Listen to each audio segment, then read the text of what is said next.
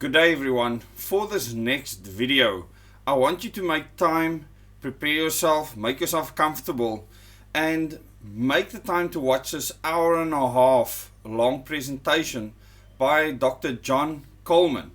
Now, I might not agree with everything Dr. Coleman says. I understand things based on my own background and information. However, Dr. John Coleman is one person that wrote a book that is called The Conspirators' Hierarchy, the story of the Committee of 300.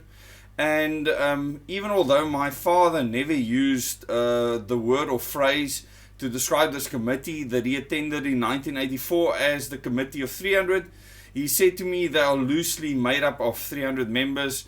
And Dr. John Coleman in this book mentions many organizations that fall under the influence of this committee. And my father, he made many statements with regards to his time in Geneva, Switzerland when they met in 1984. Everything that they discussed, they met for an entire week, so it wasn't just a single day. People from around the world, the most influential people in the world, he said people that are above governments, above laws, above jurisdictions. They are above just the sovereignty of the countries of the world. And they get away literally with murder. And most of these people, he said, this is my father, not Dr. John Coleman, that they want to save the planet from certain doom, from the bad influence of humans or humanity, and they want to create a perfect world, a perfected world where people don't do bad things. And to do that, they will do everything that is necessary to remove our freedom that we have to do bad things. And you really need to understand the Committee of 300 from this perspective. Dr. John Coleman has his own perspective through his own research. I haven't read his book, and maybe I will make the time and the effort to do so, but I will give you a link to his book that is found on the CIA website. So they obviously found it interesting. It's in their library, CIA.gov, and you can go and find it there. I will provide you the link to this book in the members community tab, so you can go and look for it there. But for those of you that have perhaps watched this presentation by Dr. Coleman before, go and watch it again with what is happening in the world right now. And like I said, I might not agree with everything that he says, but I believe this is very important information for you to consider. And for many of you, that it is the first that you hear of a committee of 300 or so-called committee or group of people that meet in Geneva, Switzerland at the beginning of every year, that these people run the world, that they are forming a shadow world government. If it's the first time you hear about this, then this is a good kickoff, a starting point for you to do further research. Because everything that is happening in the world are manipulated or influenced by this committee. And they might not have exactly 300 people. Dr. John Coleman names a whole host of people that used to be past committee members, that are committee members at the moment. And I provide a list of members as of 2016 to the channel members. We discussed that list over a period of time, and the influences that they have in the world. And a lot of these people are people you know.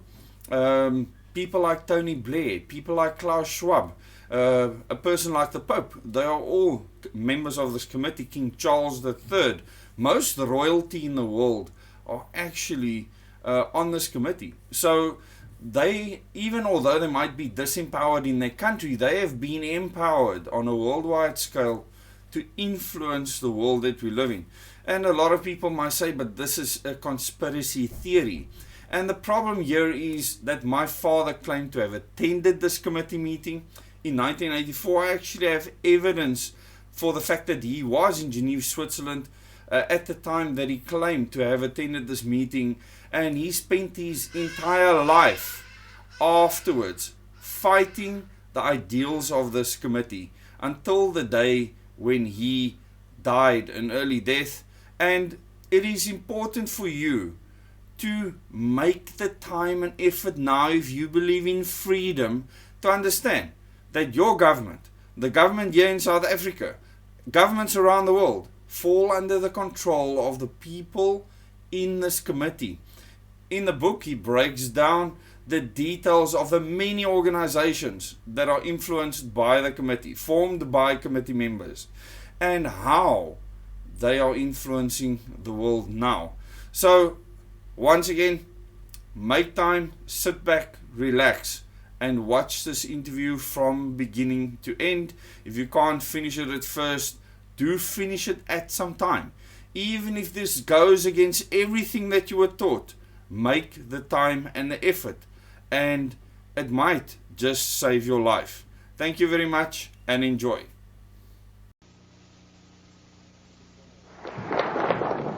I just want to give you a brief introduction to Dr. Coleman.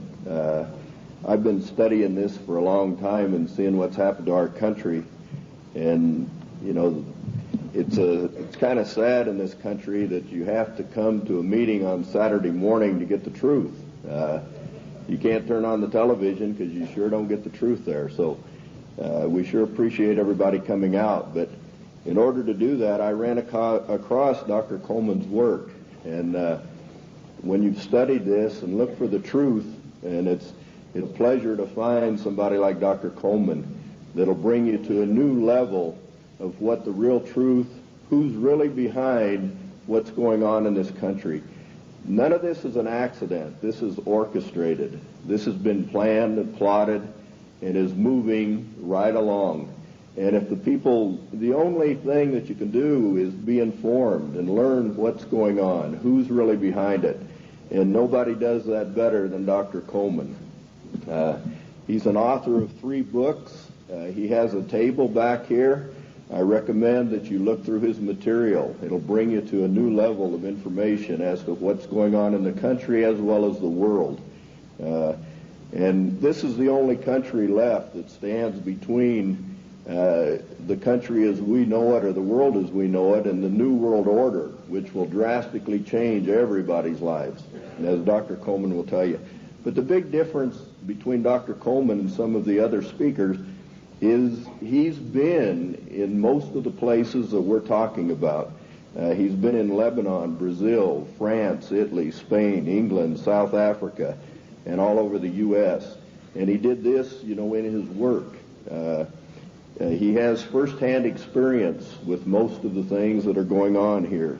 He studied 5 years in the British Museum in London, also in the Cain Museum in Egypt, where he did research on the Black Plague. And, you know, if you study his work or read his work on AIDS, I think it'll shock most of you. In his investigation, you know, through the congressional records. And the congressional records is where most information is in this country. And he would feel very comfortable, you know, in debating the Supreme Court justice on the Constitution at any time, because our Constitution is basically being walked all over at this time.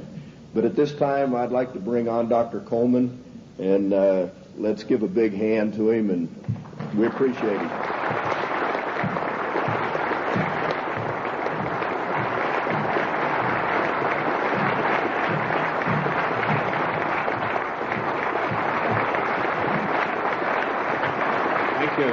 Thank you. Ladies and gentlemen, thank you for that great welcome. It's indeed a great pleasure for me to be among you here this morning. Looking at all these big fellows around the place, I feel a little small in stature, but I would remind you what Wellington told the German General Blücher at Waterloo when he rode up to inspect Wellington's troops. He saw the Scotch and the Irish guards on the hillside.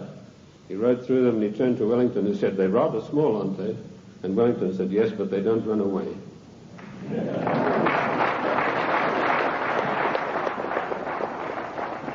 Ladies and gentlemen, I bring you a message of hope, not fear. A message that I hope will galvanize us all into much needed action. The problem is quite simple. Anarchy and chaos prevails in Washington, D.C. because the federal government has seized powers to which it is not entitled to and is passing masses of laws that are 100% unconstitutional. And when you get men setting themselves up as greater than the Constitution of the United States, you get anarchy and eventually tyranny. Now, I'm paranoid. I'm going to admit to you right up front. But let me tell you what the real meaning of the word paranoid is. It is a man or a person who has the ability to link events that seemingly are not connected. That is the true meaning of paranoia, or being paranoid. Of course, it's been used by our enemies, the socialists, the Marxists, the liberals, the so-called progressives, to smear us. How many times haven't I heard it said of me, that fellow's paranoid? Yes, I'm glad to admit it, because I have the ability to connect events that are seemingly unconnected. And when you do that, you begin to arrive at the truth. It's taken me 25 years to come to the conclusions that I have come to. And I want to tell you that one of the biggest things I discovered in my work was the existence of a supranational committee composed of 300 men.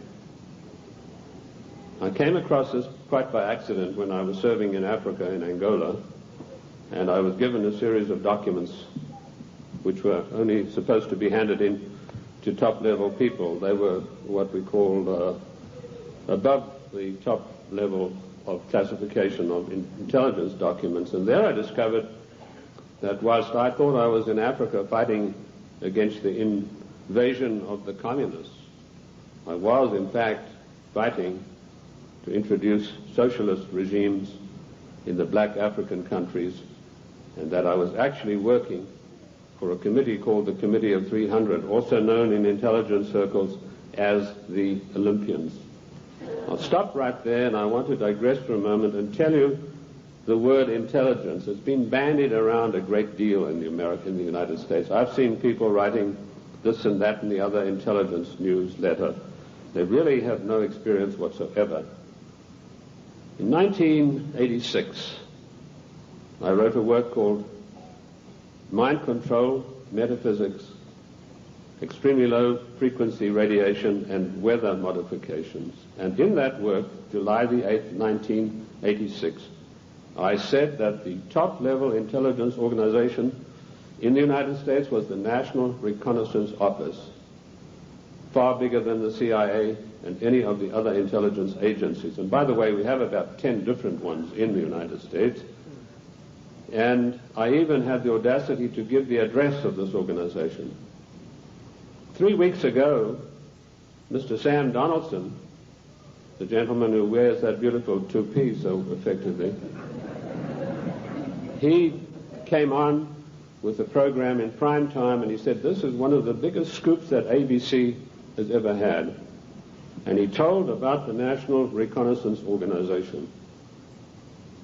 The exact same thing that I published 8 years earlier. I tell you this to set the stage so that you'll understand I do have some experience and that I know that of which I speak. You know, the American people are somewhat like the Irish. I'm sure you've heard the story of the Irishman who got shipwrecked, and after many days he was washed up on an island, and as he staggered along the beach, some people came out of the trees waving spears, and he said to them, is there a government here? And they said, yes. He said, well, then I'm against it. Liberty is based on individual freedom. We are individual people. We are not the mass, so disdainfully referred to by Karl Marx and the socialist writers. We objected to a tax of a penny a pound on tea when King George of the Venetian Party of the North, now that's probably the first time you've heard that expression. It took me 5 years of digging in the British Museum in London, which I consider to be the finest repository of knowledge in the world, to come up with that name. That was what the party of King George was called, and we'll come to the reason for that.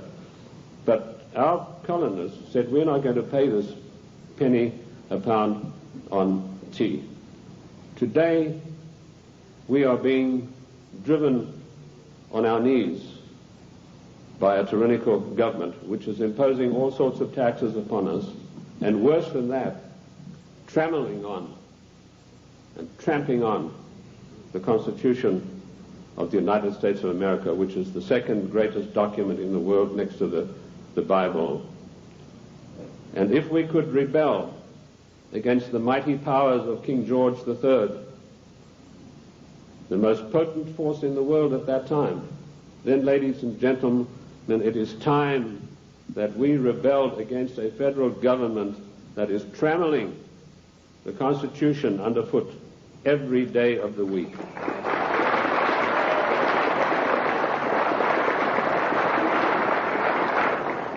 King George III of the Venetian Party of the North did more than that. He sent Adam Smith, a servant of the British East India Company, to formulate a policy which he called free trade. And by the means of free trade, Adam Smith, a greatly beloved economist of the Marxist, the Socialist, and the Liberals, hoped to bring the small manufactories and the industries established by the colonists to their knees. Let me tell you unequivocally that free trade is piracy. There is no such thing as free trade. We have to reject this constant brainwashing to which we are subjected. Free trade began with Adam Smith and the British East India Company. Now, who is the British East India Company? They played a massive role in the history of the United States of America. Only you are not taught this in your schools or in your universities, but you need to know.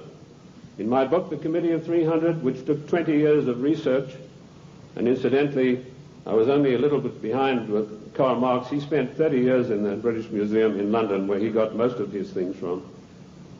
I point out that the British East India Company was the most powerful trading company in the world. They made their massive monies out of the dope trade. They first grew prime poppies in Kew Gardens in Kensington, London, got the best producing opium poppies. They then shipped them to Benares in India, where they began a massive plantation of poppies, opium-producing poppies. They then used their famous tea clippers to transport the poppies in the form of raw opium to China. And by their military force, they imposed an opium policy on China that turned the Chinese nation into a nation of addicts. And they enforced this policy, which was known to the royal family and Lord Gladstone, the Prime Minister, and every one of the lords and ladies in England. And they made a massive, huge fortune.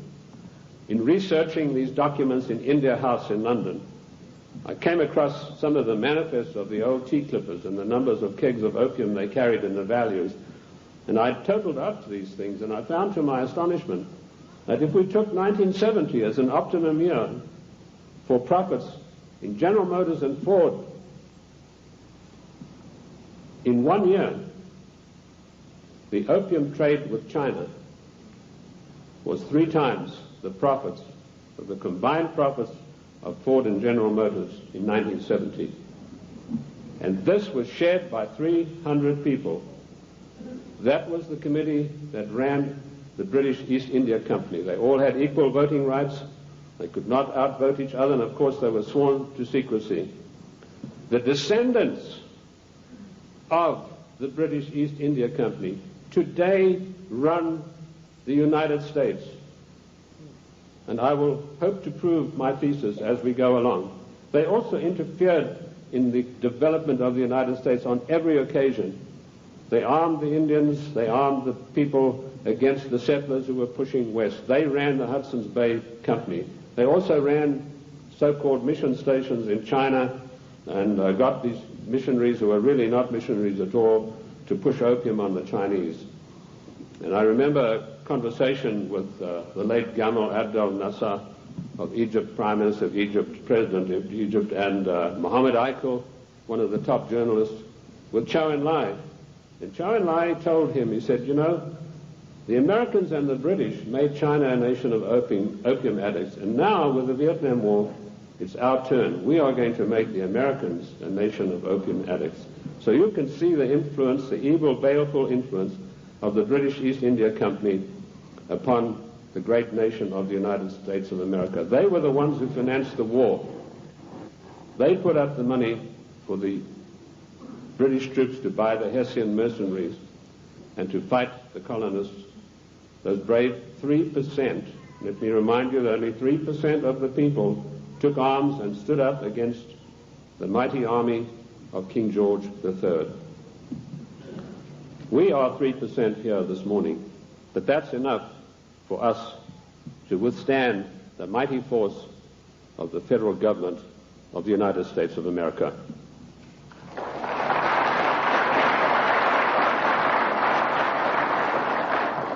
These 300 men in the Committee of 300 still run the world today with an iron fist. Their wealth is untold, cannot be measured. I know I looked at some of the records that I could find in Italy, in Rome. I've done most of my work on location, and this has always been invaluable to me. And I came across the families in Italy who were called the Fondi, meaning the people who had all the money. They were all members of the Committee of 300, the Lucatis, the Recanatis, the Volpi du Miseratis.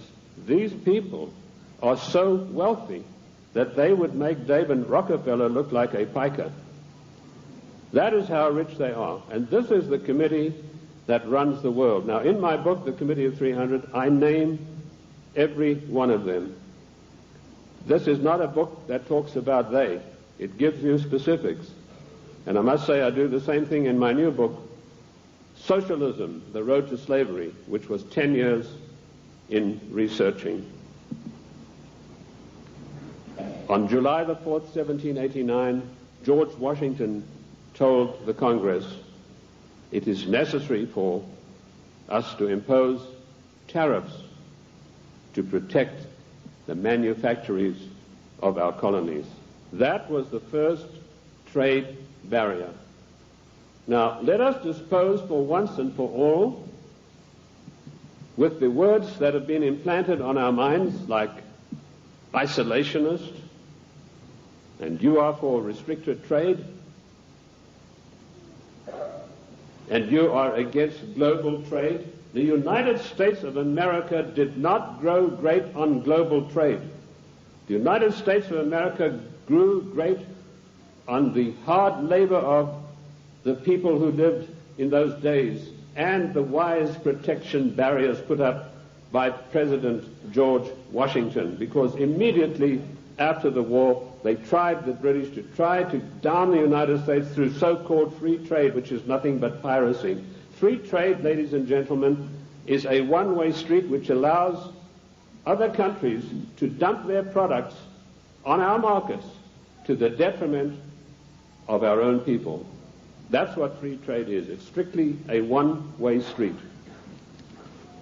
The trade barriers were increased by Lincoln, Garfield, and McKinley, and all three presidents paid with their lives for that policy. Disraeli was particularly incensed with Lincoln. Disraeli was the British Prime Minister at the time, and he ordered British MI6 to assassinate Lincoln, which is what they did. The same way as British MI6 publicly executed President John F. Kennedy at a later time. Our founding fathers and our presidents saw the value of trade barriers. They realized that we, if we wanted to progress, were not to be the dumping ground of the world. And I'm going to leave that subject for now and return to it later. The format that I want to use this morning is the type of questions that are most often asked of me. I've spoken to hundreds of thousands of people across the United States and worldwide, and I've been on many, many radio shows, and these type of questions, we note them, and this is what comes up most of all.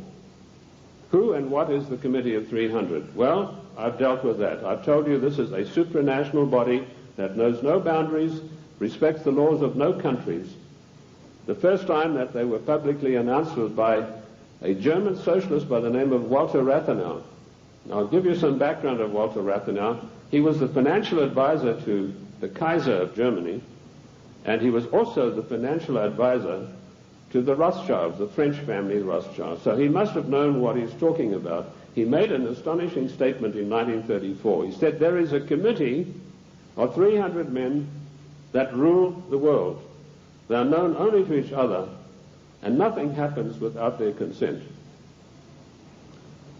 When former head of state Mikhail Gorbachev visited the United States a few years ago, flanked by George Bush and Quayle, he opened his Gorbachev Foundation in the United States. And he let slip, he said, this is being done with approval of the Committee of 300. CNN cameras were on him. They immediately switched. Now, I wrote to CNN and I said, could I have a transcript of this program, which they said was available. I never got a reply. I followed it up with letter after letter, but nothing ever came of it.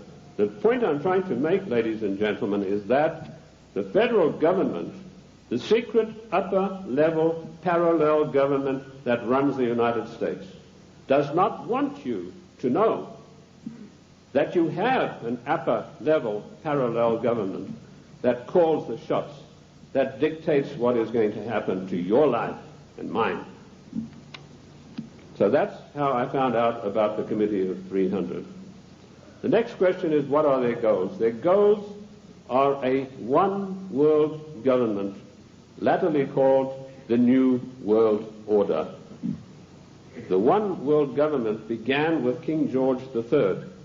At the time that the colonists were brave enough to take him on, King George was already busy formulating a one world government, and he had lined up at least 50 countries that were willing to come into this future world dictatorship with him. The goals then, very simply stated, are to make the world over into a one world, new world order dictatorship controlled utterly and completely by this Committee of 300. How can they possibly carry out their goals? That's the next question that I'm often asked. They do it by dint and by virtue of their fantastic wealth and the fact that they control thousands of the top banking institutions, the political organizations, insurance companies. In fact, one of the giant insurance companies, a man called me and said, do you mean to tell me that they are controlling the Metropolitan of New York? I said, the Metropolitan of New York is peanuts. He said, how can you say that? That's a giant American company. I said, well, compared with the Assicurenzi de Generali de Venezia, it's peanuts. That's the biggest insurance company in the world. They control in that organization everything that happens in the world in the insurance field comes out of Venice. That's why Venice is so important, because in Venice we have the black nobility. Now that has nothing to do with the color of the skin of the people, and I'm going to come back to them as we go along. So the goals are a one-world dictatorship of the most brutal kind, and how they carry it out is they have these interface banks, insurance companies, mining conglomerates, every conceivable control in politics, including the Democrat Party of the United States, which is, of course, since 1980 behind closed doors at a secret caucus in Washington, D.C. The Democrat hierarchy took on the goals of the old Socialist Party USA, i.e. based upon the Communist Manifesto of 1848. If you have a copy of my book, and I'm not pushing it, but in my book, The Committee of 300, I list every one of their huge, gigantic corporations, how they interface. And this, ladies and gentlemen, is an eye-opener, because it gets right down to the nitty-gritty of your everyday life in the cities and towns across the United States. So they carry out their goals through existing organizations. And also, of course, they have built up some special organizations of their own. When I first started writing in America, when I came here in 1969, I revealed the existence of an organization called the Royal Institute for International Affairs, which is located at Chatham House in 10 St. James Square in London. I also revealed the existence of the Club of Rome, the Cini Foundation, the Mont Pelerin Society, the Order of St. John, which was known but not known. And I listed all of these secret societies that run the world as executive arms of the Committee of 300. So it controls the world through all of these. The Royal Institute for International Affairs is the executive arm of this committee, which gives instructions to the United States government to this very day. The chain of command is as follows. Every Secretary of State that has been appointed since 1919 is appointed by the Royal Institute for International Affairs. That may come as a shock for you. You think you vote and you put a conservative in the White House, and then he appoints supposedly or allegedly conservative people to carry out the policies that you wanted him to implement. Surprise, surprise. I ask you to find me a conservative Secretary of State since 1919. And if you search diligently and apply the correct rules, you will come up blank. Every one of the Secretaries of State was chosen in London by the Secretary of State, as was Wilson, the President Wilson, as was Roosevelt, as was James Earl Carter. He was specially chosen because he'd had 3 mental breakdowns, and they felt he would be a good guy to manipulate. Oh, I'm talking facts. I'll tell you the story of that. In my World in Review news magazine, I wrote that, James, I'm digressing a bit here, but it's necessary to do that now and then. It's not a sign of a bad speaker, although I don't put any laurels around my own neck. But James Earl Carter was not a known entity in the American scene. I first heard of him through my intelligence contacts, particularly my French sources, who were one of the best in the world after MI6, and he told me, your next president is going to be a peanut farmer from Georgia. And I said, how come? He said, right now they're meeting at the Dorchester Hotel in London. And if you get your fanny over there, he said, you'll find that there's a lot of goings on you might like to look at. And lo and behold, that's what was happening. The Royal Institute for International Affairs had ordered David Rockefeller to find a candidate who was totally weak, preferably a little mentally weak. And they put one of the greatest brainwashing specialists in the world, trained by the Tavistock Institute for Human Relations, Dr. Peter Bourne, on the job. And he said, it's funny you should say that. One of my patients is a guy from Georgia, James Earl Carter, and this guy can't take rejection, and he's been to me 3 times for a nervous breakdown. So they hiked Carter over to London and feted him at the Dorchester Hotel, which is a very ritzy place. And they feted him and wined and dined him. And the next thing we saw, Time, Newsweek, every newspaper in the country, James Earl Carter. Now we, in our little magazine, World in Review, we told those of our subscribers, this man is your next president. We also did exactly the same thing with William Jefferson Clinton, because we had the story of the Club of Rome. We knew who Agnelli was. We knew that Agnelli had had a huge love affair with Mrs. Pamela Harriman, and that Mrs. Pamela Harriman was the doyen of the Democrat Party, and Mrs. Harriman had been given the task of finding the next president of the United States, a socialist. And she picked up Clinton and said, you're our boy. But there's one snag. Clinton went up there, brushing his forelock back, and said, well, you know, there's one problem. My wife's left me. So Mrs. Harriman was dumbfounded. She said, well, you better give it back in a hurry. And he said, no, she doesn't want to come back to me because of my trice with other women. That's how he put it. My philanderings would have been a better word, but he said trice with other women. So Mrs. Harriman sent for Mrs. Clinton, and she duly came to New York, and she sat her down and said, look, if you want to be the first lady of America with all the attendant prestige and power, you better forget about your husband's philanderings and get right back to him. And that is precisely what happened. And when I heard that had happened, I knew this guy was the next president. And we wrote that in our news magazine. And sure enough, a year later, here came marching into the scene William Jefferson Clinton. So the RIA, the Royal Institute for International Affairs, does control everything that happens in the United States. They give their orders to the Morgan Guarantee and Trust Bank on Wall Street. And the chief executive officer of that organization is Dennis Weatherstone. And he duly relays the orders over to the Secretary of State, whoever that happens to be. And he then relays the orders to the President. There was one exception to this, and that was during the illegal, 100% unconstitutional Gulf War.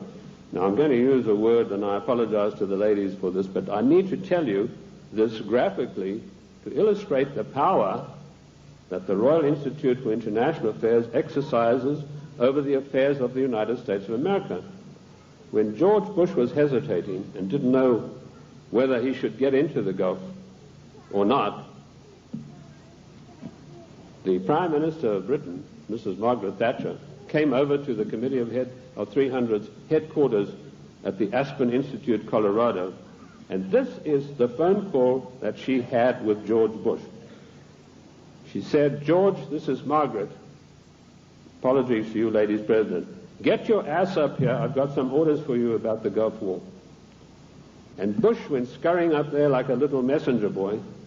And the next thing we know, there was this massive outpouring of propaganda to start a war against the nation of Iran, a nation that had never done this country one iota of harm. I use those illustrations in order to give you the extent of the control that is exercised by this Committee of 300. There are many other societies that are operating for the RIIA. The Illuminati, which has been around for many, many years. I've written a work called The Illuminati in America, 1784 to 1994. A lot of people think this is an ancient secret society that's gone away. They think that Adam Weishaupt had a quarrel with the Catholic Church and that's it. Don't you believe it? 13 of the top families in the United States are in the Illuminati today, and they have a big say on everything that happens politically in this country. Then we have the Society of Cincinnati, which I don't think many of you will have heard about. That is an ultra secret society to which every president of the United States is forced to belong, including our so-called conservative presidents. And I point this out to you to show you that it doesn't matter who is in the White House. This Committee of 300, through the Royal Institute for International Affairs, through the Council on Foreign Relations, exercises complete control. But their strongest arm is called the Club of Rome. Now, when I first heard of the Club of Rome in 1969, I immediately began my investigation. And as Ken told you, all of my investigations have been done on location. Every one of them. The Club of Rome is one of the most insidious, baneful organizations in existence today, which has done intolerable, immeasurable harm to the United States of America. This Committee of 300 told a man called Aurelio Pecci to form this Club of Rome with the main object of bringing down the industries and the agricultural development of the United States. He immediately wrote a paper in which he said there are too many people on the earth and that the United States, with its industrial development, its agricultural development, is responsible for this curse of overpopulation. And he picked up the documentation for his work from Lord Bertrand Russell, a senior statesman of the Committee of 300. And Lord Bertrand Russell had written a work called The Impact of Science on Society. And if you can ever secure a copy of that book, which I doubt you'll be able to get, you will see in there that he said the world is grossly overpopulated and we have to get rid of at least half of the world's population, and it doesn't matter how we do it. So the Club of Rome was instituted and organized to start an attack on the world's population using the United States as the whipping boy. And they came up with a paper called the zero-growth post-industrial plan for industry and agriculture for the United States of America.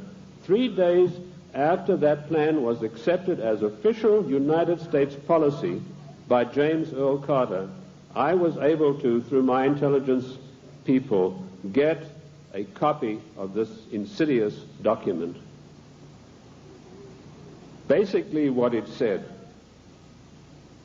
was that the middle class in the United States of America had to be destroyed because in the coming push to a world order, the middle class would be the stumbling block, because history had shown that the peasant class in ancient days, when they had revolted, were just easily crushed. There was no resistance. But now had grown a new super class of people in the United States called the middle class, who had long-term employment, who had job security, who were well paid, who could afford to buy the products that were made by the United States and didn't need to buy products from China or anywhere else. And the Club of Rome post-industrial zero-growth paper said this has got to stop. We have to bring down the middle class of the United States. And the way that we will do this, the way that we will accomplish this task, is by crushing their industries. In 1980, based on this report, I wrote a small work, a booklet, called The Death of the United States Steel Industry. And in that I told of a French aristocrat by the name of Etienne d'Avignon, and I'm sure there's not a single steel worker in America out of a job who's ever heard of this man's name. But they put this aristocrat onto the job of destroying first the steel industry.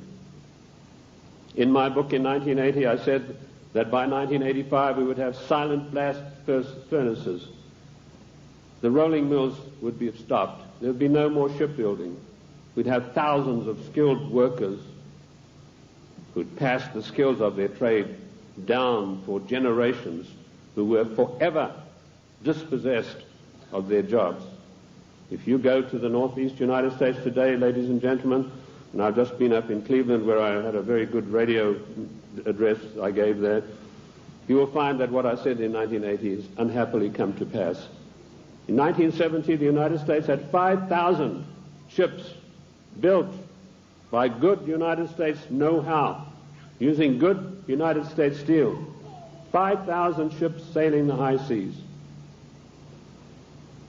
Last year, we had exactly 270 such ships,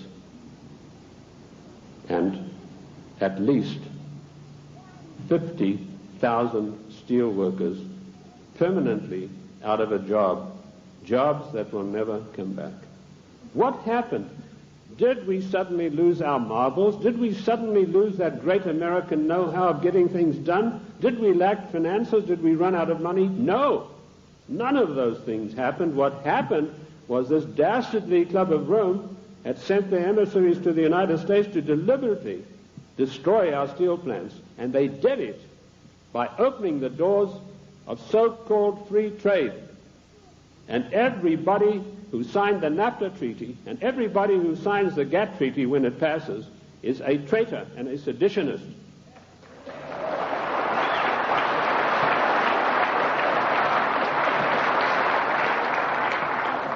Our mighty steel industry is destroyed. Our shipyards are silent. Our skilled workers are permanently without a job. And if you don't believe me, get the report of the Club of Rome. You know, when I came out in 1969 with my report on the Club of Rome, nobody had ever heard of it. And people, when they got it, said, "Now this guy's paranoid. There's no such organization. It's probably something to do with the Catholic Church." Well, surprise, surprise, 25 years later, last year, the Club of Rome celebrated its anniversary, and Alexander King, its chairman, stated, the American people henceforth must get used to the idea that they will never, ever again in their lifetime have full employment.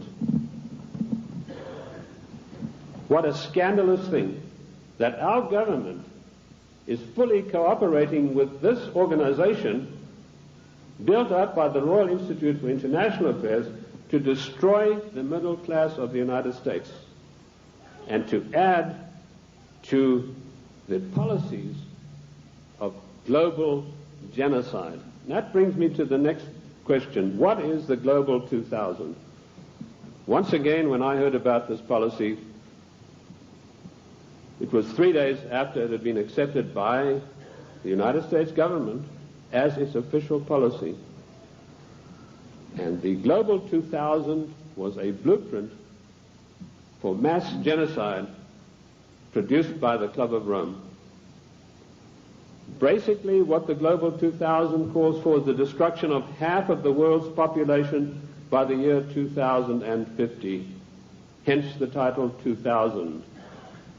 They built a case based on Bertrand Russell and H.G. Wells' findings that the world was going to be overpopulated, would be a terrible place to live in. That was picked up by a fellow called Robert Strange McNamara, and a stranger individual you're not likely to meet in this world. And this fellow had a conference of all the leading bankers about 12 years ago, and he said the biggest menace facing the world today is the American middle class and overpopulation. He linked the two together. And he said, by the year 2050, this is the state of the world. All of these unfed, unwashed people, no jobs. He said, do we want to live in a world like that? So the Global 2000 was a genocidal plan to take care of the people of the United States who don't have any jobs and who, like Alexander King said, are never going to get their jobs back, and the masses of people in other nations. That is why we had the sudden appearance of AIDS. When I was in the service, I was told there's a CAB experiment, that's chemical and bacteriological warfare experiment, going on in Sierra Leone, in Africa. That's a remote corner of Africa, West Africa, just above Liberia. If you look at your map, your atlas, and you'll see where it's located. Why Liberia? Extremely hard country to get to. You have to fly from London. That's the only way you can get there. You land on an island, and then you've got to take a ferry across to the mainland. And of course, all people taking the ferry are heavily scrutinized. And I managed to work my way. I was told the Americans were doing the CAB experiment. I managed to work my way to within striking distance of a small mission station.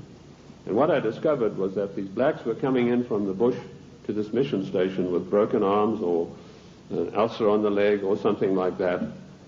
And they were ostensibly being treated there, but they were dead by the evening. What was actually going on was that a laboratory had been set up using Lassa fever virus. Now, at that time, Lassa fever was one of 4 viruses that could jump the human-animal barrier. And it was a deadly virus. They were trying to create a virus that could be mass-produced and it could be sent out through the World Health Organization to get rid of millions of people in the world. But the Lassa fever virus proved uncontrollable. It killed 3 scientists who were working there. So the orders came from Washington, burn the place to the ground, and that's exactly what they did within a radius of 100 miles. They bottled up some of these viruses they'd been experimenting with and took them back to the Centers for Disease Control in Atlanta. There they began again, but again they escaped and killed 3 more scientists. So they incinerated the whole laboratory, sealed it off and incinerated. The same experiments are now going on in Harvard University right now. But they're not using the Lassa fever virus. That has proved to be too tough for them to handle. Instead, the United States government gave millions of dollars to the United States military chemical and bacteriological warfare establishment at Fort Detrick, and they began experimenting with the AIDS virus. I knew about the AIDS 3 years before the word ever came out in the world, in the United States particularly, because of my field work in Sierra Leone. The British government used their Porton Down CAB facility. It's easier to get into the Bank of England vaults than to get into Porton Down. All the deadliest viruses in the world are being crafted there, in pursuance of the goal, the Global 2000, to decimate the world. So that's the Global 2000. Decimate the world's population and particularly hit hard the United States middle class. How are they financing all of this stuff? They're financing it through the Fondi, who I mentioned to you earlier, the Venetian black nobility. Now, why are they called the black nobility? They're called that because of the vileness and the evilness of their deeds. These families date back to the 11th centuries, the Locatis, the Recanati. They were called, and the Guelphs, by the way, I'll come to them, they're particularly interesting. They were called that because of the evilness of their deeds. They made Lucrezia Borgia look like a Sunday school teacher. They had so much money, which is the outcome of the drug trade, the years of investing, the years of gaining control of every mining, mineral, gold, oil, natural resource of the world, that they can afford to finance these things. So the black nobility are the ancient aristocrats of Venice and Genoa, and they called that because of the nature of their deeds. The black Guelphs were one of the worst of them. Now, interesting enough, the Queen of England, Queen Elizabeth II, is a Guelph. She's not a Windsor. This was a title that was evolved in 1935 by her father to put researchers off the track.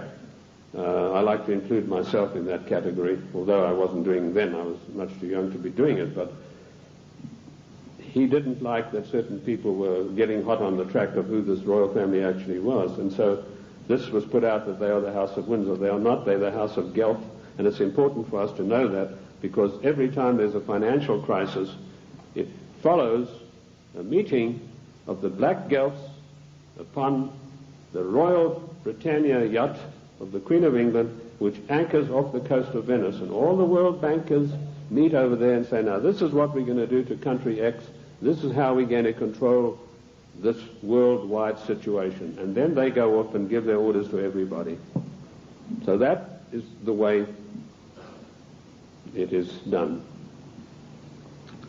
I told you earlier that they controlled the United States. Even in the days of President Lincoln, they had him assassinated on the orders of Disraeli, and they then, of course, in later years, were able to elect one of the worst socialists we've ever had the misfortune to suffer under, Woodrow Wilson. Wilson was elected by a ploy. Of course, they got Teddy Roosevelt and the Bull Moose Party running as a supposedly third candidate to siphon votes off so that Wilson could be elected as a socialist president. Now, our eyes have been fixed on Moscow. We've been led down the garden path, ladies and gentlemen. All of the time we've been looking at Moscow, and we've been told what demons they are in Moscow. Rightly so. But all the time this was going on, the Trojan horse of socialism in Washington, D.C. has been stealing our country away from us. And in my book, Socialism, The Road to Slavery, I give you a full and factual description of exactly how this was done. In 1898, the Fabian Society, a socialist organization, sent Ramsay MacDonald, Prime Minister of England, to the United States to spy out the land. He came back and he said, there are two things in the way. You have a very strong middle class, and you have the Constitution of the United States, both of which have got to be destroyed before we can socialize America. The first step they took was getting a socialist president in office in the form of Woodrow Wilson. Woodrow Wilson was controlled out of England by Sir William Wiseman, head of the North American desk of MI6. Now, in case you don't know MI6, it is the most powerful and the oldest of all intelligence agencies in the world. They taught the CIA. They taught the Vatican intelligence. They taught the French intelligence. They taught the Mossad. They taught the Cheka. Captain Hill of MI6 went out and set up the Mossad. And Captain Hill went to Russia and helped the Bolsheviks set up their single-cell apparatus. Sir William Wiseman was the controller of Wilson through Colonel House. Now, who is Colonel House? He was an unknown person who emerged out of Texas. His father served the Rothschilds during the Civil War, and he emerged out of the war as the only person in Texas who'd made any money. And House was sent to Washington in order to control the first socialist president, and he took his orders from Wiseman, and House lived but a few blocks away from Wilson, and above him, Wiseman had an apartment. And that type of control is not gone. It is still here to this very day, right now, as I speak to you. Other questions? Give us some examples of what you're talking. How do we know that what you're saying is true? I'll refer you to the great soldier son of the United States of America, General Douglas MacArthur. a great patriot, a great warrior, a great Christian. When Douglas MacArthur was in Korea, he and General Stratomayor of the Air Force devised a plan that would have put China out of action for the next 50 years. He submitted this plan to Washington. An arch-socialist, one of the most vilest preachers who ever walked this earth by the name of Dean Rusk, immediately summoned the President of the United States to a meeting in Blair House. And he said, "Mr. President, we have seen the plan submitted by General Douglas MacArthur, and there's no way in the world that you can allow him to implement this plan." And Truman said, "Why not?" He said, "You know very well that anything that relates to China has to be cleared by the Royal Institute for International Affairs first." And he said, "They don't want you to do this." And MacArthur was not allowed to carry out his plan. And 50,000 sons, beautiful Americans, were slaughtered on the battlefields of Korea needlessly because of orders from the Royal Institute for International Affairs. And that same institute is controlling President William Jefferson Clinton to this day. MacArthur was eventually bowler-hatted on the orders of the British government. I mentioned earlier the death of John F. Kennedy. Given the methods that are well known in intelligence circles of how to get rid of bothersome people, it would have been a very simple matter to make it look as though Kennedy had died of a heart attack or some other natural cause. Instead of that, in order to warn every president that would follow in his wake, every powerful person in this country in the know, you do not kick over the traces. You obey us, or you will see what will happen to you. Kennedy was publicly and brutally executed in a plan carried out by British MI6 under the control of Sir William Stevenson and his lieutenant, a Canadian citizen by the name of Major Louis Mortimer Bloomfield. Now, you won't get that in any of the accounts of the Kennedy assassination. You'll find it in my book, The Committee of 300. You'll also find it in my monographs about the Kennedy assassination. Who are these people?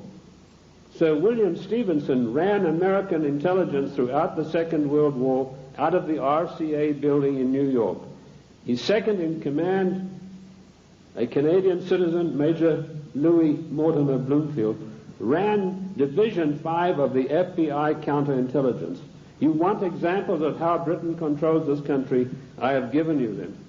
I've also told you that every Secretary of State since 1919 is selected by the Royal Institute for International Affairs on the orders of the Committee of 300. Why is this? We go to these conventions and there's all the hoopla in the world. The balloons are flying, the straw boaters are in the air. Bush has been elected conservative president. Reagan has been elected. What happens in reality? The Secretary of State, who's charged with carrying out the policies, subverts each and every one of them. You show me a Secretary of State that has acted in the best interests of the United States of America since 1919, and I will give you the only money that I've got in the bank, which is about $1,500. You're welcome to it, because I know that you will not be able to do that. Every Secretary of State has subverted and acted in a treasonable manner towards the people of this great country. And when they haven't done it directly, they've done it through surrogates like Lachlan Curry, who ordered the military to jettison a shipment of arms destined for the great Chinese leader Chiang Kai-shek, to jettison overboard these arms in the Indian Ocean. And that's exactly what they did. We think that we elect our presidents. Ladies and gentlemen, we do not elect our presidents. They are selected for us long before we'd even heard of them. And I've given you 2 examples this morning of how this is done. The 300 office at Aspen keeps a tight control over every political event that takes place in this country. And it was this office, through Margaret Thatcher, that ordered President Bush to violate the Constitution of the United States of America and to violate his own personal oath to uphold the laws of the United States by sending our troops to the Gulf War against Iraq, a nation that had never done us any harm. And we did it by the dirtiest of dirtiest tricks. We got the daughter of one of the Al-Shabaab clan, there are over 400 of these people, and these are the most degenerate, disgusting people that you'd ever come across. The ruler has 140 wives. He doesn't have them all at the same time. When he gets tired of one, he says, I divorced thee 3 times, and she's gone. When the Iraqi troops came in there and they turned it over to the Red Cross in Geneva, 140 marriage certificates. This is the man that your sons and your daughters are propping up today in Kuwait in a most illegal manner, in violation of the Constitution of the United States of America. And Bush did a Texas two-step around the Constitution. He did not get the mandatory declaration of war. I'm not a lawyer, but I've studied the annals of Congress, the congressional globes, and the congressional records for 25 years. And in those pages will be found more wisdom, more in-depth information about the Constitution than you'll ever get from any law school. Anyway, most of the law schools have professors far to the left of Marx, and they don't know anything much about the Constitution. I talked to a few people, one lawyer in Congress, I said, what do you know about the Constitution? Well, I got one semester of law when I was at law school, and in that was something about the Constitution. Our Constitution is not even taught in the United States school system. Isn't that an utter shame and a resounding disgrace? Bush sent the troops.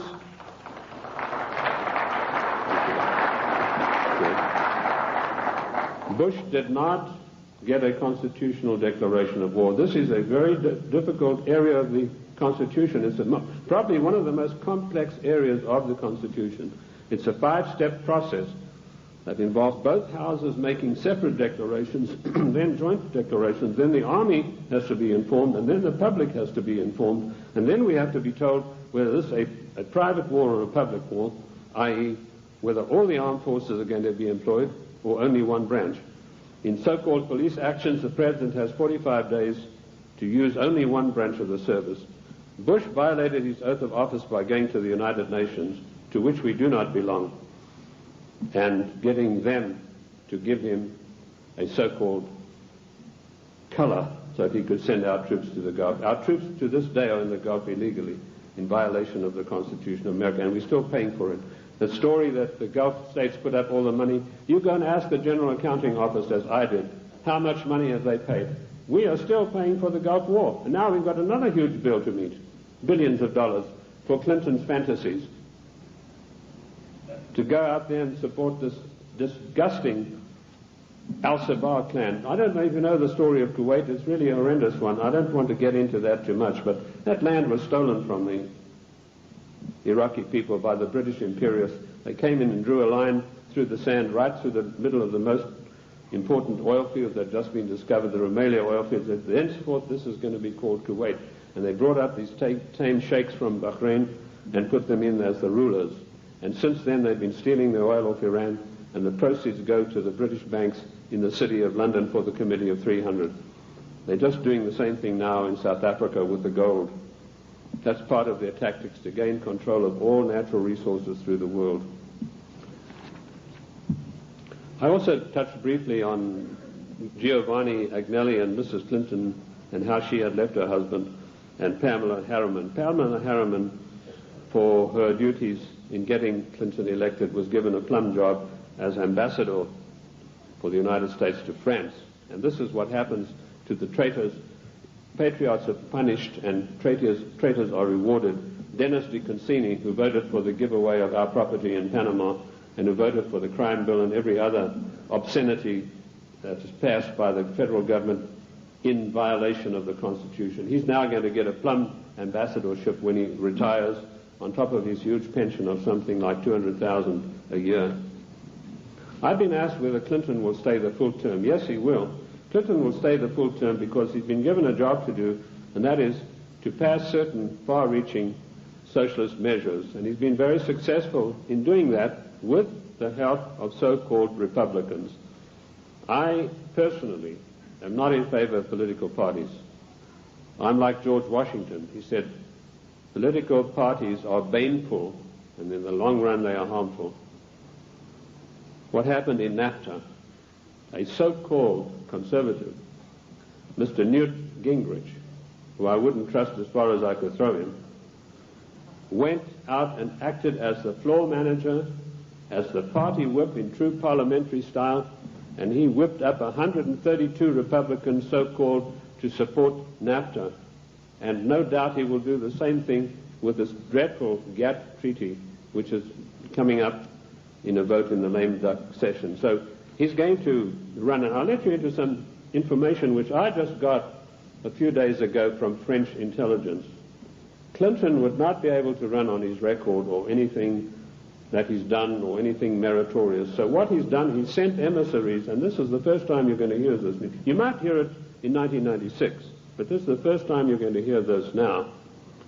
He has sent emissaries to Iran to dig and promise huge sums of money to any of the Iranians who will come up with the actual documentation of the scandal where our prisoners were kept there until Reagan was elected the president.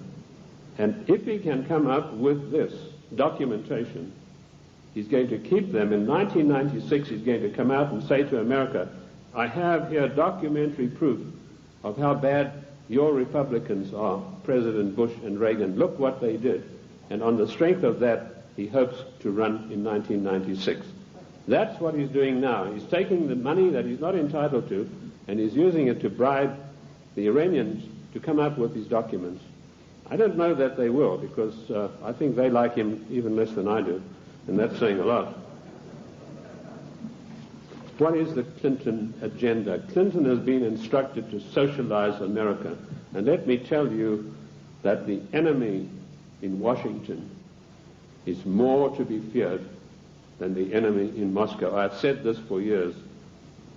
What does socialism do? It forces changes upon people that they do not want and do not ask for. And we've seen how dangerous that is when we look at the programs that were supposedly programs invented by the United States government and by the presidents. A man called Stuart Chase, an arch-Fabian socialist, wrote a book called A New Deal.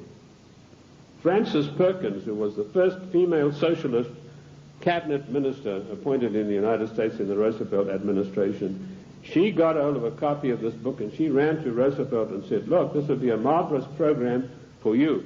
So in the 1932 Democrat and by the way, don't call them the Democratic Party because they are not. We are a confederated republic. We are a constitutional republic.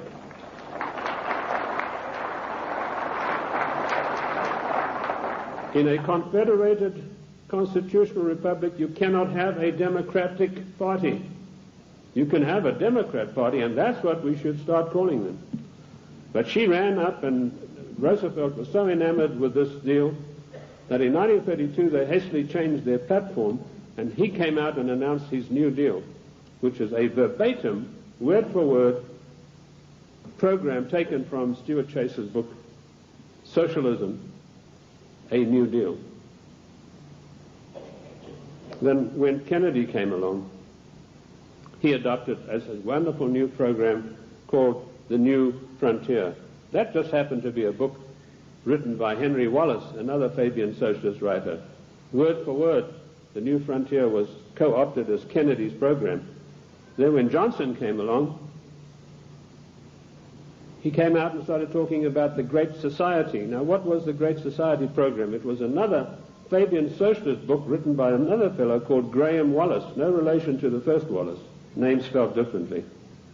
So here we have three presidents of the United States following an outright course of socializing the United States of America. And of course, every president, including Reagan and Bush, has continued along those lines. And what do we have? Our Social Security. That was called the Beveridge Plan. In 1942, when Britain had its back to the wall, was losing hands down to the German armies in France, they needed something to buck up the population. So Sir William Beveridge came along with this plan. He said, we're going to abolish poverty in Great Britain. And they started this Beveridge Plan, which is the basis of our socialist Social Security Plan. Note, I said Socialist Social Security Plan. That's how we got it. It was co-opted directly from the Beveridge Plan, very eagerly embraced by Roosevelt. Socialism is a failure. Lenin was once asked, what is socialism? And he said, socialism, he said, no, he was, sorry, I got the story wrong. He was asked, what is communism? And he said, communism is socialism in a hurry. And we have creeping socialism in this country today, which has nowhere to go but to communism. In the New World Order, one world government. That is the direction that William Jefferson Clinton is pushing this country as hard as he can go. And GATT is an integral part of that. The socialist policies of England failed miserably. They got the great Professor Harold Lasky of the London School of Economics. I once was asked to give a talk there, and it was me against 600 hostile left-wing students. And I had a pretty torrid time of it to start with, but in the end I did get a very good hearing from them. But that same Professor Lasky was sent to the United States to see how the Constitution could be got around. And he said, there's one good way we have to do it. We have to break down this provision that says there's no transfer of powers between the three branches. And we have that happening every day. We have Clinton calling himself the Commander-in-Chief, which he's not. I sent a fax to Colonel Oliver North the other day, in which I explained in detail what the Constitution has to say about the Commander-in-Chief. I hope he was able to use it. He said that Clinton is not the Commander-in-Chief, but he was saying it for the wrong reasons, for personal reasons. The Constitution is perfectly clear on this. It says that the President shall not be the Commander-in-Chief until such times as called into actual service by the Congress. And in my studies I came across this proviso that could only happen after a careful 5-step declaration of war mandated by the Constitution. And that is the sum and substance of the President's war-making powers.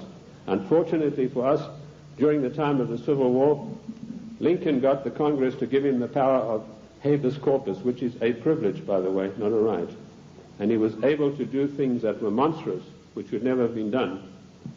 Why Clinton is telling everybody he's the Commander-in-Chief, it's not out of ignorance, as I pointed out to Colonel North in my facts. It's a deliberate, carefully crafted plan to get the people of the United States used to the idea that he is actually the Commander-in-Chief. And I tell you, he is not. The Constitution says he is not, and I can give you chapter and verse. Because should there a time come when he wants to take some drastic kind of action, he can then get Congress controlled by the Democrats, even a lame duck Congress, to give him the power of suspension of habeas corpus, and can say, as Commander-in-Chief of the United States Armed Forces, I hereby order XYZ to happen. It is a deadly danger, and we are fast asleep. I tried to alert Colonel North to exactly what's going on about the so-called Commander-in-Chief, and I only hope that he will put it to good use, because I do not have the same forum that he does. Anyway, socialism is a total failure. When it began to sink in England, they sent John Maynard Keynes, or Keynes. He said Keynes was a better word because it rhymed with brains, and this is the man who did in the economy of every Western country. And he came to the United States, and by his charm and good looks, he was a tall, well-spoken English gentleman, immaculately suited, connoisseur of wines and cheeses. And it was said of him that there was not a single lady who could resist his amorous advances. He was able to charm Roosevelt into giving the British government $3 billion to prop up their socialist programs. That wasn't enough. They then sent Harold Lasky and John Maynard Keynes for a second handout. This time they got $7 billion. And when Roosevelt was asked about this, he said, let's forget all of those silly little dollar signs. And the same thing is happening today in the field of foreign endeavor. We find a president giving away billions of dollars in foreign aid, which he is not entitled to do. I have searched the congressional records, the congressional globes, the annals of Congress, to find out if there is an empowerment for the federal government, our Congress, to dish out billions of dollars every year like a Santa Claus to foreign nations. And I could not find it anywhere. And where the Constitution is silent on a provision, it means it is a prohibition of that provision. What I did find was that when President Monroe was trying to get us involved in Latin America, he tried to get some money sent down there.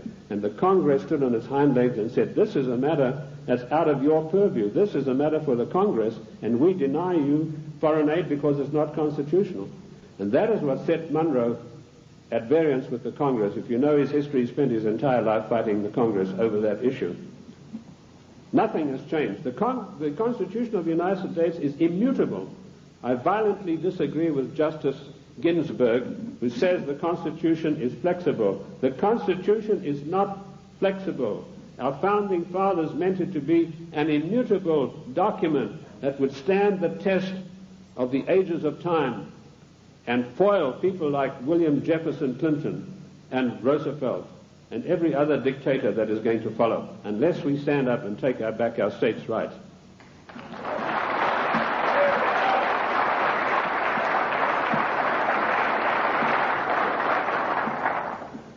What is the political future of the United States? I told you that we are being forced into a one-world government, new world order, by the use of the word democracy and by the use of the word global trade and free trade. There is no such thing as free trade. The United States made itself great by its own manufacturing abilities. We had our people fully employed. We had our people who could buy all the products that we made. We did not need global trade. If people wanted the privilege of selling on our markets, they had to pay customs tariffs. And did you know that up to 1913, all the money that it took to run the United States came from customs tariffs? We had no income tax. And in 1913, we had a surplus of $5 billion after all our bills were paid.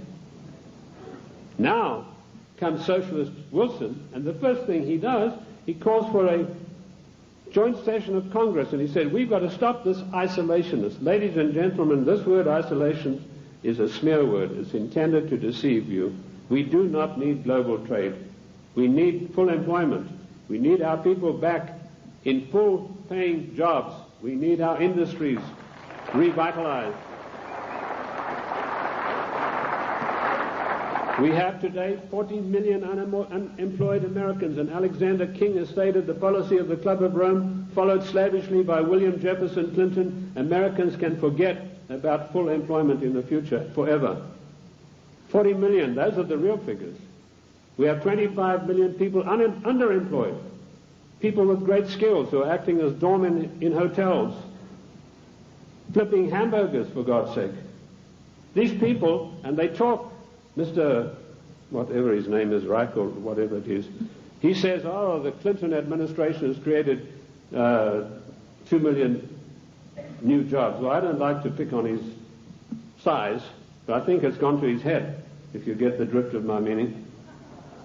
There's no 2 million jobs of any magnitude being created. He's talking about makeshift jobs. We have the biggest underpaid, underemployment class in the world today, and we have the middle class totally destroyed by the socialist administration, and Clinton is hand in glove with him and going along with him as fast as he can go. We have become the dumping ground for the world's products, and that has put our people out of jobs, reduced our standard of living, the object of the exercise being that one day we shall be no better than a third world country as far as our standard of living. Take the shoe industry. In 1950, only 4% of shoes sold in America were imported shoes. Every president that came along knocked down the tariffs against shoes, imported shoes. Today you have China, Taiwan, Malaysia. 84% of shoes sold in America come from those countries, which means a total unemployment in the shoe industry of this country of over 250,000 people. Isn't that a scandal and a disgrace? That we open our doors and allow these people who we subsidize with foreign aid to come back and dump their products and put our people out of work. In future, historians are going to say, this was the maddest nation on earth to allow this insidious war to be waged against them. And that's what it is, ladies and gentlemen. This is a war to the death for the United States of America. The only thing that is making it unrecognizable as a war, there are no big drums being beaten, there are no flags waving, but we are being insidiously destroyed in a trade war. And GATT is a coup de grace to kill off the American middle class for once and for all. And while in passing to GATT, did you know that one of the provisions, I've read the 26,000 pages of this GATT document, and I want to tell you, I don't believe a single one of our senators or our members of the House have read this document. One of the provisions that I found out is at birth, once GATT is in control, every child born in the United States will have to have an IRS number. Another thing that I found, the GATT financiers, and this is a massive bureaucracy, are going to come in and they are going to limit the type of dividends that you can earn on your investments from bonds. What happened? Immediately this news broke, the gnomes of the bond market took their money and they fled to Basel, Switzerland, and they put all their money in the Bank of International Settlements in gold, Swiss francs, and that's why you have the attack on the dollar going on today. This is a war to the death against the people of the United States. The Committee of 300 wants to reduce us through socialism into a nation no better than the third world countries. Look at this insidious GATT treaty. Do you know that the United States, the mighty United States, has one vote, the same as Kenya or Haiti? And we are going to pay 7/10 of the huge bill. And this organization is going to supplant the laws of this country. One of the provisions of the WTO is that their board will be able to go in and demand of individual states that they change their laws and take us to the courts if we don't do it. Where is the president who said he would uphold and protect the individual states and their rights to a republican form of government? This GATT treaty is one of the most insidious, unbelievable attacks on the United States that I've ever come across. Let me tell you that if the Russians were to drop a couple of nuclear bombs on Washington, and that might be such a bad thing, let me tell you that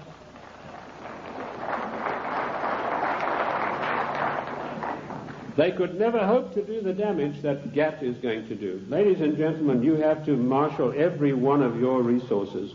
This GATT treaty has got to be fully debated. Once before, twice before, we were forced by the one world government, new world order into far-reaching situations that affected the national life and the character of our people without a national debate. The first one was the so-called United Nations question mark treaty. In 1946, this treaty was forced through the Senate by an exercise of arbitrary power. Arbitrary power is forbidden by the Constitution. Yet you have Comrade Dictator Mitchell, the leader of the Senate, saying he's going to allow about 2 days to debate GATT, which is 26,000 pages of documents. That is an exercise of arbitrary power. If we had any men of guts in the Senate, so-called conservatives, they would walk out en masse and say, we are not taking part in this effort to denigrate and destroy the Constitution of the United States of America. And you can imagine what an effect that would have.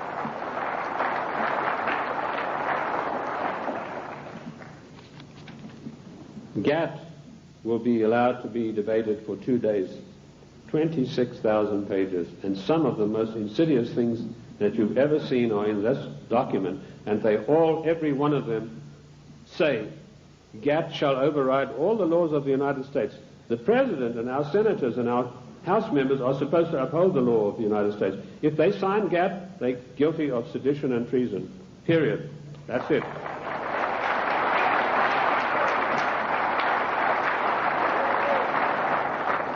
This came as a natural outflow of the United Nations Treaty. I found there that 5 senators, listen to this for a disgrace, ladies and gentlemen, 5 senators actually read this United Nations document. Again, it was 53,000 pages long. 5 senators, and they had 3 days to read this document, and it was then rammed down the people of the United States. I want to tell you that we do not belong to the United Nations. One of the greatest constitutional scholars it was ever my great pleasure to speak with was the late Senator Sam Ervin, who told me there's no way under the noonday sun that we could ever have joined in the United Nations. We did not join the United Nations, and we do not belong to it now. I've written a little work called Is the United States a Member of the United Nations? And you'll find in there I give you chapter and verse constitutionally why we cannot be. 1965 we had another national calamity without a national debate. The Democrats reformed immigration.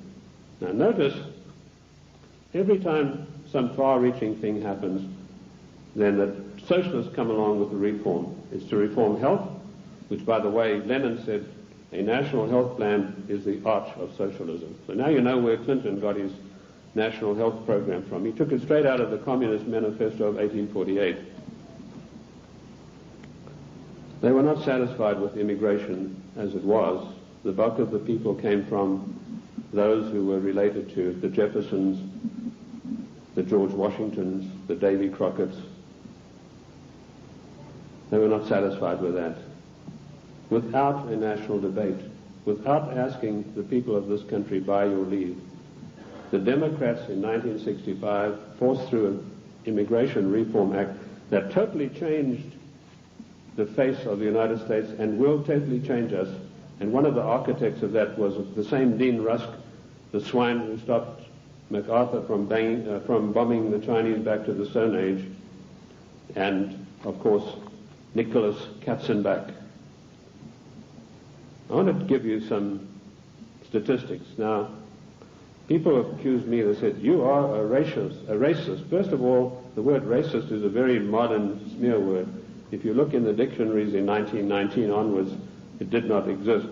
What they really mean to say is you are a racialist, i.e. a person who's proud of your race. I'm not saying this against any group, any nationality. I want to show you how the socialists, without our permission, without a national agenda, without a national debate, will change the face of the United States.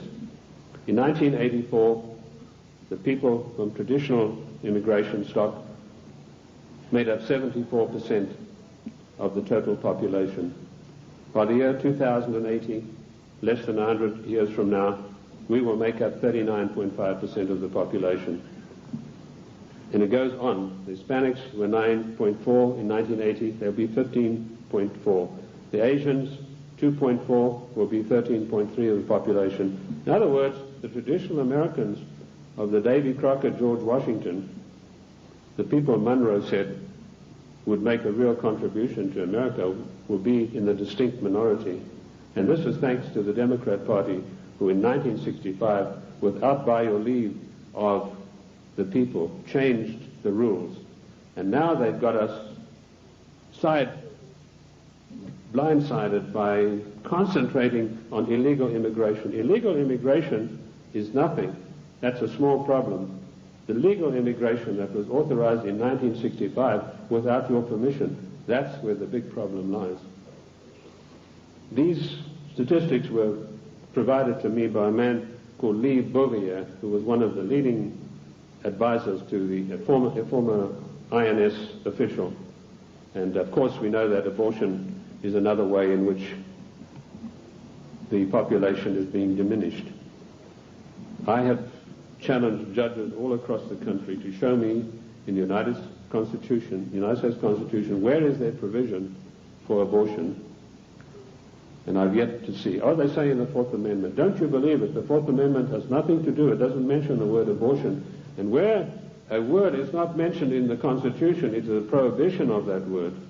There's no such thing as free choice. This is a communist doctrine brought to this country by a woman called Madame Calonte. Madame Calonte you've probably never heard of, but she is the inventor, the author and the finisher of NOW and NARL and abortion. It's all in my book, Socialism, The Road to Slavery. Where do we stand now? I told you that we're in danger because the separation of powers mandated by the Constitution are being broken up every day. You now have the idiocy of Clinton having line item veto. That means if he doesn't like something, he can go and veto just that line that he doesn't like. That is breaking down the separation of powers forbidden by the Constitution. Also meddling in trade. The President has no right to be meddling in any treaty whatsoever. That is strictly for the House according to the Constitution of the United States. And I've dealt with the Commander-in-Chief situation already. We need to understand the seriousness of the Commander-in-Chief. Lincoln said that if we allow this title, he said, we are then putting presidents where kings stood. And he said one of the most hated powers of kings was their ability to make war at any whim that came to their mind. And if we do not stop this Commander-in-Chief nonsense with Clinton, that's where we're going to find ourselves. We are already there with Haiti, and we are already there with our troops being sent to Kuwait. I want to tell you that the cost of the Middle East peace so far, to you, the American taxpayers, is $38 billion, and the clock is still running. Jordan was given $4 billion to sign this treaty. The other nations have been guaranteed credits and all sorts of things that will bring up the total to $38 billion for this so-called peace accord in the Middle East to come about. Of course, it's doomed to failure, but that doesn't matter. In the meantime, it makes the President of the United States look good. We need to understand something. I told you today there's anarchy and chaos in Washington. That is because the United States government is a government of strictly limited empowerment. It cannot just willy-nilly go making bills. For a measure to be introduced into the House, it has to be in consonance with or in pursuance of something already in the Constitution. If it is not, it is unconstitutional. And I've looked at 3,000 bills passed in recent years, and every one of them are unconstitutional because they were new things that some lighter-than-air incendiary fairy-head liberal said, well, I'm going to introduce this into the Congress. I'm going to have this law passed, like Dinah Swinstein's 19 assault rifles banned. There's nothing in the Constitution that would allow her to do that. Specifically, the 10th Amendment is very, very precise, and I can quote you 54 instances where this is mentioned in the Annals of Congress, the Congressional Records and Globes. The 10th Amendment is a restriction on the federal government. Our founding fathers were very frightened to give unlimited powers to the federal government. Daniel Webster said we must cage them like a lion, must not give them unlimited powers. It is a government of limited powers, but particularly the 18 amendments. And just to make sure that the federal government would understand this, in the 18th Amendment, there's a little title that's very important. It says they can only do things that are necessary and proper. And I want to ask you, is rushing our troops off to Kuwait to protect the income of the decadent Al-Sabah family, whose money goes to the Royal Institute of International Affairs banks in London, is that necessary and proper for the United States to be doing? We don't get any benefit out of that. No.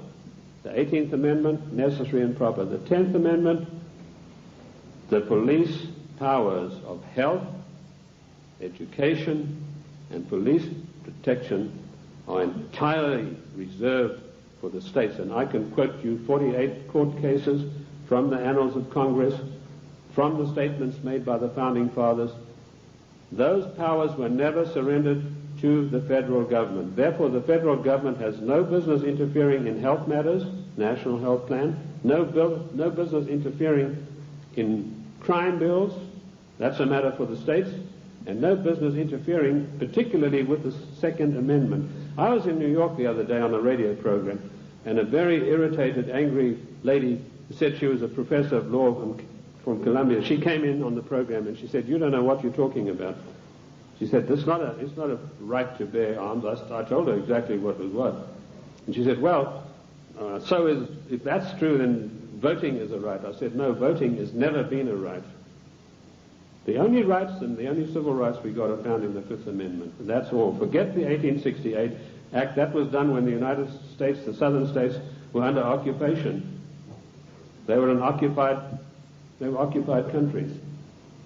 Forget Nicholas Katzenbach's 1964 Civil Rights Act. The only civil rights we've got are those contained in the Fifth Amendment. And health, education, and police powers belong to the states. Mrs. Swinstein has no right passing a bill classifying 19 types of assault weapons. What is an assault weapon anyway? Any gun is an assault weapon. That's what you use guns for. You use it to shoot people or animals or protect yourself.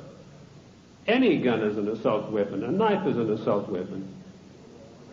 You know, now they have this poor, almost idiot Brady running around the country.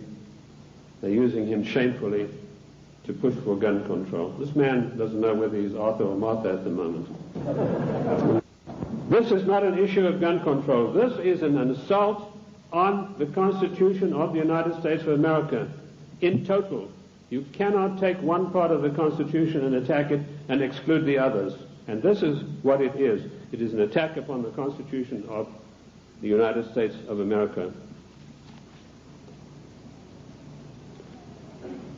We need to understand about GATT. I'd like to go back to that a little bit. Michael Carpenter, the Attorney General of Maine, and 46 other Attorney Generals of the states wrote a letter to Clinton last July, and they asked him, please, Mr. President, let us have a national conference of all Attorneys General of the states on this matter. Clinton refused to answer him. Instead, he got his Hollywood lawyer pal, Mickey Cantor, whose only expertise in the world is running around with a Hollywood crowd. He's a Hollywood lawyer. And suddenly, Clinton puts him in charge of trade.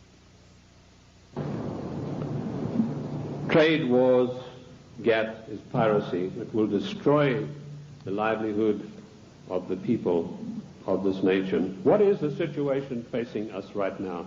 There's an attack on the dollar. The gnomes of the bond market are fleeing. I've written a work called The Economic Implosion, Year of Crisis, 1995, in which I predict the collapse of our economic system as we know it today in pursuance of the GATT Treaty. One of the things I know for a fact that this will be an implosion, i.e. our system will collapse on the ground of which it now stands. It's not going to be an explosion that will scatter everything. And we know that GATT will come in and say how much you can get for your interest. They will also put the International Monetary Fund in charge of our finances, and banking in this country will be in the control of 5 major banks. That will help to control the situation and further destabilize the country. That is the aim and object of all of this. Once a nation is destabilized, it's very easy to deal with it and push it into a socialist new world order, a one world government. Ladies and gentlemen, I want to say to you today, the time has come for us to recognize that we are 50 individual nations. We have all the rights of an individual nation. We gave only limited empowerments to the federal government. They have grossly, flagrantly violated the concord that we have with them. Therefore, we, the masters, have the right to go to Washington and tell them, the servants, henceforth, this concordat is severed, unless we understand from today all of these unconstitutional measures will be rolled back and a new system will come into being. The Federal Reserve Bank, that private enterprise bank, will be put out of business.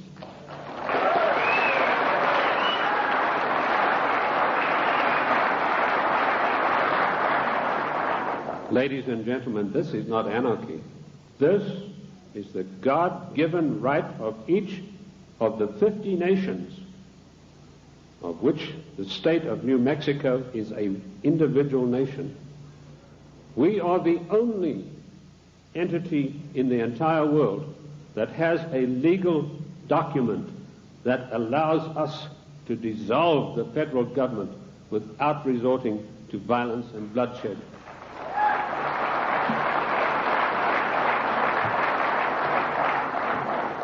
Ladies and gentlemen, I can tell you from my own experience that I have seen a rising tide in this country in the last 5 years. And I say to you today, in my closing remarks, let us catch the wave. My own plan is to form an organization, a foundation, if I can get people with money to back me, where I will teach what I've learned from the Constitution, what I've gleaned from the annals of Congress, the Congressional Globes, and the Congressional, to maybe 100 educators, lawyers, if you will, other people who are interested. Teach them what I know, which is enough for them to confound the Chief Justice of the Supreme Court of the United States, not to mention those fairyheads we have in the House and Senate. They, in turn, will spread across the land, teaching others, and they in turn will teach others until we have a grassroots movement that is spread across this nation of people who really know, not just to recite the Constitution, but know all of the provisions, the ins and outs, the nuts and bolts, who, when somebody like Mitchell says, we're going to give 2 days for this GATT treaty to be debated, 1 million people will demand and tell him that you, sir, are exercising arbitrary power and you shall not be allowed to do this, and quote the Constitution. We could do that with every one of these unconstitutional measures. It is the federal government that is creating anarchy, not we, the people. Thank you, ladies and gentlemen. Thank you. Thank you. Thank you. Thank you. Thank you. Thank you.